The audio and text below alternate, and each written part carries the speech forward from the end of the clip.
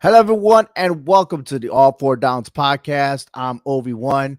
We have a special guest coming to our show from another podcast to another podcast, all in the family with CMG Sports Central. And yes, we are going to go ahead and predict our AFC and NFC championships for this weekend. And what a game! And we're definitely going to cover the divisional rounds and everything else. And I like to bring in Hector V and our special guest, Steve Rizzer. Steve, thank you for coming to our show, my friend. No problem. Thanks for having me. Yes, man. Hey, you're in the lead in our bowl challenge, right? And we like to hear more about this because, man, you on fire, my friend. Absolutely. Yeah, last week was a good week for me. I mean, obviously, I picked the three favorites, but I had the Chiefs. And the thing about the Chiefs is I picked them before the season to win the Super Bowl, so I had to take them against the Bills. I had to take them against the Bills last week, and that was a great game. And they ended up pulling that out, but that game could have went either way. We all know that. I'm glad you mentioned that. Like, you had to pick them, right? And so what you're trying to say is, if I picked a certain team at the beginning of the season and they're still in the playoffs, does that mean I cannot change my mind? Is that what you're saying? I think you could change your I got to mind, stick but with I it. like to just no. I think you could change your mind, but Mhm, I like to keep it because it's close enough. I mean, the Chiefs are close enough. Yeah, it's not their mhm. best season this year by any means, but they're close enough to getting to the Super Bowl. Okay, all right, I got you. Cause we had this talk even before you showed up because Hector, who you pick? The 49ers? I picked the 49ers, yeah. Yeah. Okay. And and you still think the 49ers are going all the way? Yes. I like your Yeah. head movement right there. Yeah. All right. Like a bobblehead, yeah. Mhm. Anyways, our show is sponsored by the CMGSportsCentral.com. It is the Clovercrest Media. Please go ahead and visit our website, CMGSportsCentral.com. Steve is our blogger along with me. So by all means, check out that website because definitely it's all about sports entertainment. It's your entertainment. Enough of that gossip and stuff like that. And the real reason, really, that we got a website is because look, you listen to these sports people, right? On ESPN, Fox, whatever. They say one thing, and if it doesn't go their way, they always find a way to twist it like they were still right. Okay. And I can't stand that, man. Like, be true to yourself. Say you was wrong and just move on. All right. That's all it is. Move on. All right. Um, Mm. AFC, NFC Championship this weekend. We got the final four. Kansas City versus the Baltimore Ravens, Detroit versus San Francisco. We're going to cover those games, but first, let's go on first down. The first game of the division was the Ravens 34 to Texas 10. Hector, what do you think about what was your thoughts in this game? First half was a snoozer. It was boring. I didn't even expect Houston to stay in the first half, but it seemed like the Ravens were just playing games with them, it seems to me. Second half, they just decided to do what they've been doing all year long to everybody, and that's just take it to the house, with their defense. I mean, CJ Stroud didn't do anything. It Nada. was too cold, man. It was too cold. It wasn't in Houston. Steve, go ahead. Yeah, I mean, just like Hector said, yeah, the Ravens, they struggled in the first half, but the second half they took over and proved they were clearly the better team here. Houston had a great year. I mean, Houston had a great year. They had a year that no one expected them to get to the playoffs, especially in CJ Stroud's rookie year. CJ Stroud is obviously going to be the offensive rookie of the year, but Baltimore showed their dominance in the second half and showed why they were clearly the better team. Absolutely. They were the better team, but are their best team. So, like, no one's talked about Baltimore Ravens. Now, the media, and this is where I was getting at, the media is now saying now the Ravens are the best team. Why would you wait until now to include that? Where was those comments at throughout the whole entire season? There's a reason why the Ravens are 13-4. And to be honest with you, I mean, listen, I gotta say my opinion. I can't say honesty. In my opinion, I feel like the AFC North was the hardest division in the AFC. It was.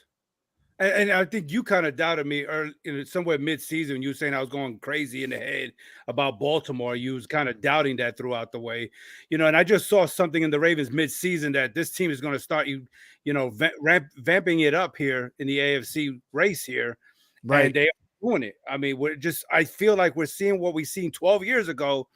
Oh, well, no, honestly, 12 years ago. I'm sorry, when to 2000 Ravens, when this defense was running all over everybody, and they No, had. you was right the first time, 24 years ago, year 2000, when the Ravens went ahead I'm and all over the place. just gave the machete all over the Everybody. Giants, right? Well, not just the Giants, but everybody else. But they the played. Giants, the only way they scored a touchdown was the kickoff return in the second half. Out of that, the offense didn't do nothing. Kerry Collins couldn't even do nothing with that, right?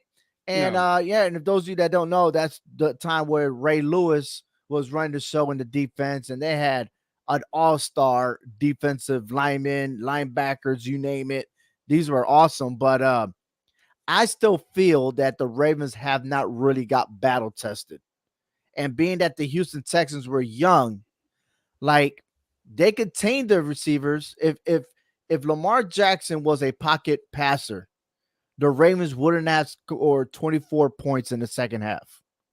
But because he was able to be mobile and get those first downs and push it all the way, and he did score, you know what I mean? Like, that was the difference maker. Because if you look at it, the passing numbers wasn't there, but he did a lot with his legs, and that was the difference in his game. And that's why I said now they're going against the Chiefs. Could they do the same thing to the Kansas City Chiefs with Steve Spagnuolo and the Chiefs defense? Steve, you want to take this? It's going to be difficult because the Chiefs. I'll take this one. Yeah, it's going to be difficult because the Chiefs defense has played really, really well. I think they'll have success running the football, but I don't think they're going to put up 34 points. That's for sure. Because the Chiefs defense has played well in this postseason. They gave up 7 points to Miami, and they only gave up 7 points the second half to Buffalo. So I think they'll have some success, but they're not going to have the success they had in the second half on Saturday. Okay, all right, and we'll visit that again. Go ahead. And you saying that the Ravens haven't been battle tested. They've been showing it offensively. They don't have to do it defensively because offensively, they destroyed Miami. They destroyed San Francisco. They destroyed Detroit. The only team that they really struggled this year against was the Pittsburgh Steelers. Okay. In the last game, I wouldn't even really count. But battle tested, they took every team they played to the woodshed. Okay. So it's not their fault that they're not getting the competition. Yeah. I'm just saying. No, I agree with you. All right. I mean, good points there. But this is the game this weekend. We'll see if the Ravens are for real now. Honestly, Right. Yeah. We got the best teams in the house. The defending champs are coming to Baltimore. But more on that. The 49ers and the Packers, I'm worried about the 49ers. And maybe, just maybe, because they had 2 weeks off. Remind you, they pulled their starters off on the last game of the regular season. They had a week off. They had a bye week. Now they got this game. The Packers, who came out, I mean, the Packers look like a different team in the playoffs than the regular season. I think they found their mojo and they could carry on to next year. And I do believe that the Packers will be the dangerous team in the NFC next year. But in this game, I thought that the whole entire momentum from start to finish was all Packers. I think so. I mean, it was for most of the game. Yeah. Go ahead. Yeah, it was for most of the game. It was. I mean, their defense played pretty well. But the problem in this game for the Packers, though, is in the second half, Jordan Love made two really bad mistakes. Made a bad throw in the interception. And made a really, really bad mistake at the end of the game. But yeah, I mean, the Packers defense played well. Brock Purdy struggled in this game until the end. So yeah, the Packers they definitely had the momentum pretty much the entire way. Their quarterback couldn't make that big play at the end of the game. It was and they still had a really good year, really, really young team that nobody really thought was going to get this far, just like really kind of similar to the Texans. But yeah, the future is definitely bright for the Packers, and tough loss, but definitely a bright future for the Packers going forward. Too bad for Aaron Rodgers. Okay, I want to say I'm good for Aaron Rodgers because not only was he hurt, but that whole Jets team still suck. Okay, I'm gonna say that right now, right? And to give the opportunity finally Jordan Love to be the starter, I mean that was brilliant. So shame on him and everything else. Um, And but I think go I ahead. just think that the Packers took advantage of the 49ers pass defense. Okay, they rank in I think 14th or something like that in pass defense. So, Aaron Rodgers had a big game. Okay, Jordan Love got that ball to him so much, enough time for him to get so many yards in that game. So Right. yeah, they exploited that pass defense. So, they kept it in the game. And you're right. I think Jordan Love and the Packers are going to be a threat next year, especially for the North title. All right, moving on to the Lions and the Buccaneers. 31-23 was the final score. I like this game. It ended the same way as we talking about. Interception finds a way to end games. Okay. But I gotta give mad respect to the Bucs. I always said that the Bucs wasn't enough. I always said that their head coach wasn't a great coach. I still believe in that. I think Todd Howell, that's his name, right? I even forgot his name. It Todd doesn't Bowles. matter. Todd Bowles, excuse me. Right. I mean, the time that he was with the Jets, not good. I mean, the Bucs were good because Tom Brady was there. Now he's gone. Look at the record, 9-8. He barely survived. And if you're proud of being in NFC South, we got some issues because the Bucs at some point were not even in the picture. Okay. It just happened that the Saints and the Falcons blew it as well. All right. So, but the Lions, I love the story. I love their story, and I'm on the bandwagon because this is the team that's never made it to the Super Bowl.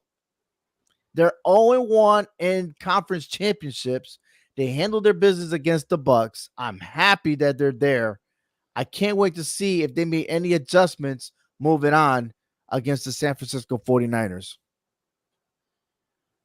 I think they're going to make some adjustments because this team right here has been showing all year that they can play close, one-score games. I think 10 of their games this year were one-score games, and they lost 3 of them games. Okay, but they won 7 of them. One of them they should have won. That was against the Cowboys. Okay, I'm screaming at the TV saying, kick the extra point, stop going with the analytics, and stop going with the 2 points. Okay, so this team is built to play close games and win these games. So if it is a one-score game going late into the fourth quarter, yeah, I'm going to give it to the Lions. They're going to handle the 49ers, and especially if Goff can throw that ball like what Jordan Love did, there could be a recipe for disaster for the 49ers come Sunday. Absolutely.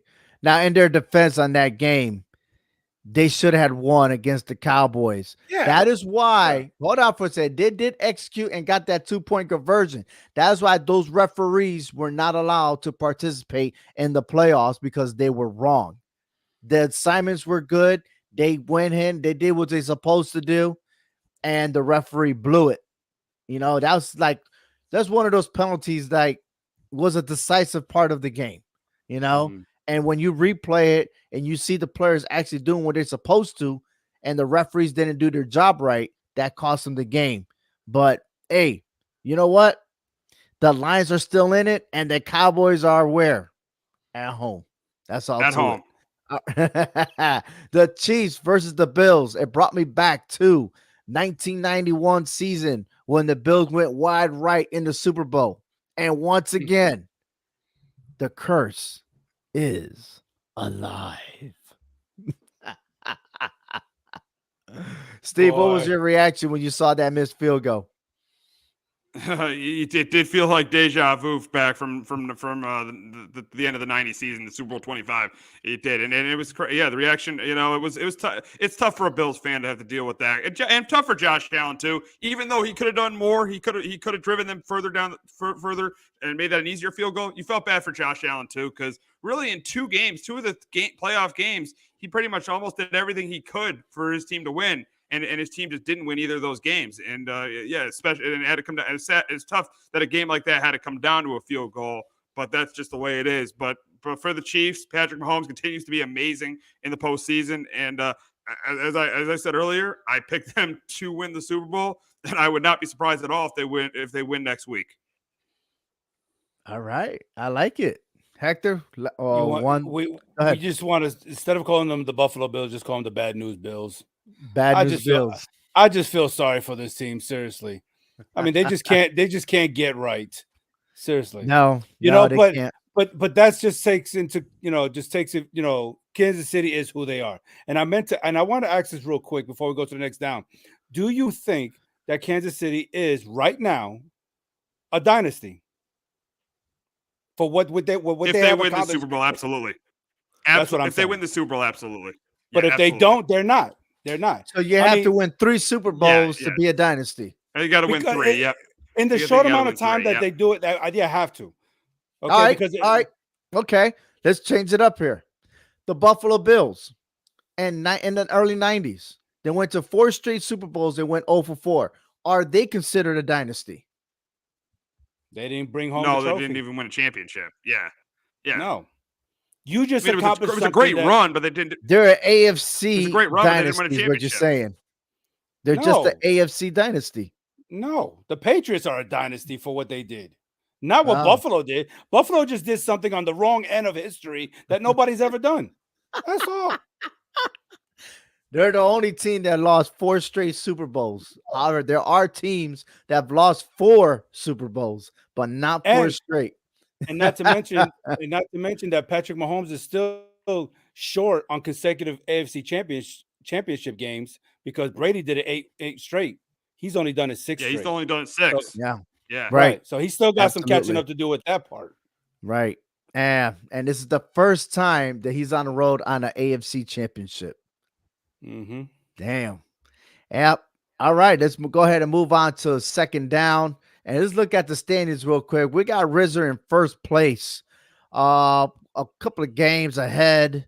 It looks like you're 1 game ahead, but Rizzer's he got the Chiefs. Then you got Hector, who has San Francisco, and then you got 4 straight people going there for the Ravens. And I am the only one who is rooting for the Lions. And I asked you this question before, Steve, is that can you change your mind? And I'm going to tell you right now, I love storylines. The way that I knew that as soon as Detroit was playing the Rams, I said, this has got to be it. Okay. It's like passing the torch. The Lions won. They got the torch knowing that Goff used to play for the Rams, did play for the Super Bowl, lost to New England, got traded to Detroit. Rams won the Super Bowl. And now they united again. They switched quarterbacks, right? This has got to be the year for Detroit Lions and Goff. There is no other year. There's no next year. This is it right here. This is how far as they've went. And since 1991, the only NFC championship that they participated in, they lost. Okay. And if I'm not mistaken, that was the Washington old Redskins, right?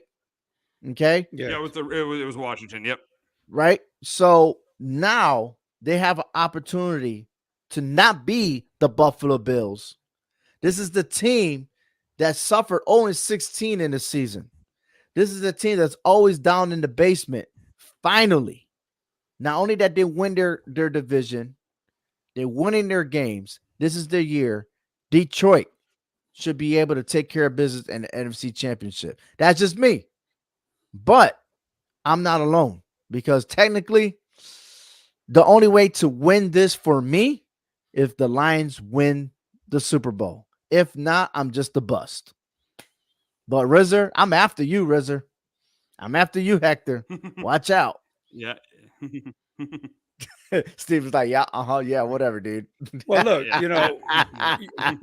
we're all still in it because we all have a team in the Final Four. So this is great. This is a great story, and if you as an NFL fan, just because you picked a certain team to win a Super Bowl, if you don't have somewhere in your heart a little bit of Detroit Lion, then you're just lying to yourself because this is a great story. Yes. Okay. This is probably better than the 91 team that went to the NFC Championship game. This team has shown us all year that they can do it. And I've been telling you, Ovi, throughout our year in the podcast, that they're the team that's getting no respect. It's always the 49ers, it's always the Eagles, and always the Cowboys. When are the Lions getting respect? Well, now they got that chance because 2 of the 3 teams are gone, and now they got a chance to punch the bully in the mouth.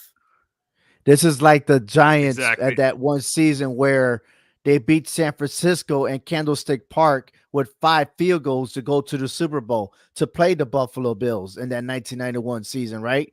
15-14 was the final score.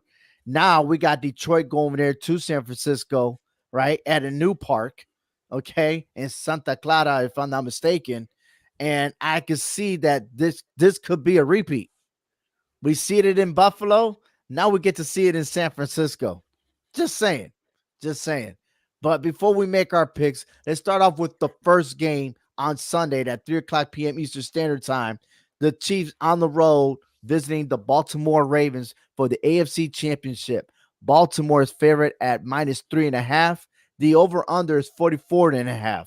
So, Steve, I'm going to start with you and then Hector. Steve, who you got? I know we kept saying the Chiefs, but honestly, who do you think will win this game? And you love scores. What is your score?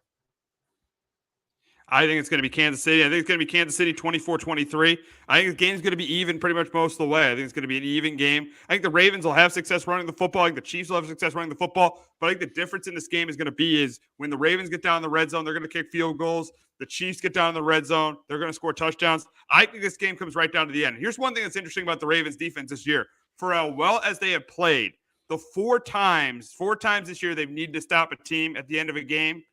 And all four times the team have scored. In week 3 against the Colts, they were up 3. The Colts drove down. They tied the game with a field goal. Against the Steelers, they were up against the Steelers. I think they were up by 2 points against the Steelers. The Steelers drove down and scored. George Pickens got a touchdown reception. Then against the Browns, they were up by 1. Deshaun Watson drove down the field.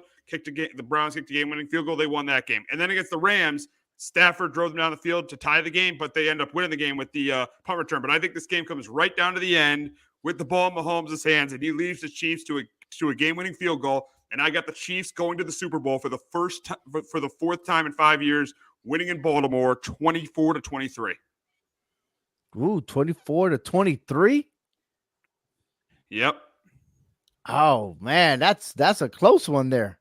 All right, we're talking about down to the wire. This might be like whoever has the ball last trying to kick a winning field goal. And I'll tell you what, if the Ravens have the ball and they're in the field goal range, I don't think that kicker's gonna miss. I'm just saying. No. Hector, what you got, man? Look, I like the way the Ravens defense is playing on point, and when their defense don't have to do all the work, their offense is getting on board here. We're talking about the 6th ranked defense in the NFL this year. They're 8th in passing. And I'm just kind of worried about their running defense. I think the Chiefs. I don't think the Ravens are going to be able to stop Pacheco. I really don't. They're not that good at stopping the run, so I think Pacheco will get his like he did last week. But on the flip side, I'm sorry, but that Ravens offense is just on point. If they can't stop you on defense, they're going to hurt you on offense, and they're just going to be able to do everything. They're going to be able to run this ball all night on Kansas City. I don't see the Chiefs defense stopping the run at all, especially if Lamar Jackson has to run himself. We seen what he did last week. I mean, he rushed over almost for 100 yards himself. Good night. It's a young team they win against. It is. I think so. And so I'm taking the Ravens to win this game. I am. I'm taking them to beat the Chiefs and give the Chiefs just another AFC Championship loss. I am curious as to what happened to Odell Beckham Jr. I'm curious to know what happened to Rashad Bateman. I haven't seen these guys all that. Will they play this weekend? Will they go ahead and use their firepower, all that they need to do to get this offense? Because Lamar Jackson cannot do it by himself. We already saw Josh Allen, okay? And I know Lamar Jackson is a different breed, is a different type of quarterback and stuff like that. He is faster, but he cannot do it himself. And Steve Spagnuolo, like again, a 3-time Super Bowl champion as a defensive coordinator, he knows what's at stake. He's going to have to find a way to contain Lamar Jackson. Those linemen need to be quick at the snap. And if you go ahead and block Jackson's path, there is nothing that the Ravens can do in that offense. Okay? I have to stick with my picks that I have for this, okay? I hate to do this. I can, but I can't. I don't know. No, you know what? I go against it. I'm going to go for the Chiefs in this game. I am going for the road team. And I think the Chiefs will win convincingly by 10 points. Everyone's got it real picky. Wow. But the reason why I'm going to say this is because there's going to be a couple of stops. I do see turnovers happening in this game. I really do. I think that's the defense are going to play mind tricks with Lamar Jackson. Okay. I won't be surprised if Lamar Jackson gets hurt in this game, man. To be honest with you, the way things are played now, talking about injuries, I hope the Chiefs' offense is good to go because they were banged up this past weekend. They had guys going to the sideline and not coming back. Will they be ready to go this weekend? That is the number one thing I'm going to say right there. All right. But if the Chiefs are able to start Lamar Jackson, it is not going to be a close game at all. I agree. I mean, I'm not going to sit here and say that you're good. You're crazy on thinking that because we're talking about the Chiefs. We're talking about this up and coming dynasty here that's really doing their work in the AFC. So I can't fault you for what you're saying there. I am going to change my spread, and I am going to give the Chiefs -4. And those of you that are betting on DraftKings and stuff like that, you can able to change it and you're going to get more money by doing that. I'm just saying. But 44.5, I'm going to say they're going to be even at 44. I'm going to take the under in this game. And of course, you got to pay attention to the weather. If the weather's cold, it might. I think it is. I think this is going to be cold again. Is it? I mean, y'all got that Arctic blast up there up north. I mean, Jesus. I mean, yeah, but it's colder in Connecticut than Baltimore. I'm going to tell you that right now. So we're dealing with some snow right now. It's turning into ice. So it is what it is. But all right, let's go ahead and move on to the second game, the Lions versus the 49ers. I'm going to start this off. Steve, you got me, and then Hector. I love the story, and I said it already on the show, but I am going for the Detroit Lions. I am going for the upset. I'm +7, and this game is going to go under 50.5. I'm going with the Niners here. I think that I think it'll be a close game. I think the Lions have been a great story. I think Dan Campbell's done a great job, and I do think this team is here to stay too. I think they're going to be good for the next couple of years. Seeing some of the young draft picks they have with Jahmyr Gibbs, with Sam Laporta, with Aiden Hutchinson, with Penei Sewell, I think they're going to be a good team for a while. I think Detroit has finally figured it out with the GM Brad Holmes and the coach Dan Campbell. But in this game, I just feel like the Niners they're just the better team. They got the better. I mean, Goff. You could argue Goff is better than Purdy, but I think the Niners clearly have the better roster. I think the Niners will be the team that's able to run the football better with Christian McCaffrey. I think that they'll force a turnover from Jared Goff. I do think that the Lions will expose the Niners secondary a little bit. I think Sam Laporta and Amon-Ra St. Brown have a good game, but I think this game comes down to the end where the Niners defense has got to make a stop against Jared Goff, and they do it. And that's why I get the Niners going to their second Super Bowl in 5 years and having a rematch with the Kansas City Chiefs. I got the Niners winning this 27-20. Wow, just on the spot, on the money, -7. All right. Hector. Look, real quick, I'm thinking this is going to be over 50.5. I mean, you look at the offense on both sides here. Both quarterbacks are almost dead even on stats. Passing yards, touchdowns, interceptions, both of them about dead even here. I feel like the Lions got the better passing game, but I think the 49ers got it on the running game here. So I think that's where it's going to play in hand here. Who's going to have the better game on the offense? The Lions, they rank in the top 10 in offense, but the 49ers do too. It's going to come down to, I think, can a defense stop the other side? And even though I think the Lions have the better defense, but I think the 49ers got the home crowd on their side. And as much as I like to see the story going to continue, but I'm sticking with my pick. I got the 49ers to end the Cinderella story for the Lions and taking themselves back to the Super Bowl. All right. Listen, it's all going to be how they start this game. And for the Lions, their hearts are pumping like nerves. 49ers, they've been there. They're going to their third straight NFC Championship game. Okay? Third straight. That's hard to do. It really is. So they know what's at stake. They lost last year against Philadelphia. And I get it if you go for 49ers. But I love the story. I love the Goff story. And lastly, before I want to back up my statement about Detroit, this is it. their offensive coordinator might be taking a job as a head coach, either the Falcons or the Seahawks. So you got to pay attention because he's been doing interviews and decisions is not going to be made until after the postseason. So pay attention to that. I think his name is Ben Johnson, if I'm not Ben mistaken. Johnson, and he's going to take he's going to take a coaching job. He's done an outstanding job as the Lions offensive coordinator. He's definitely going to get a coaching job.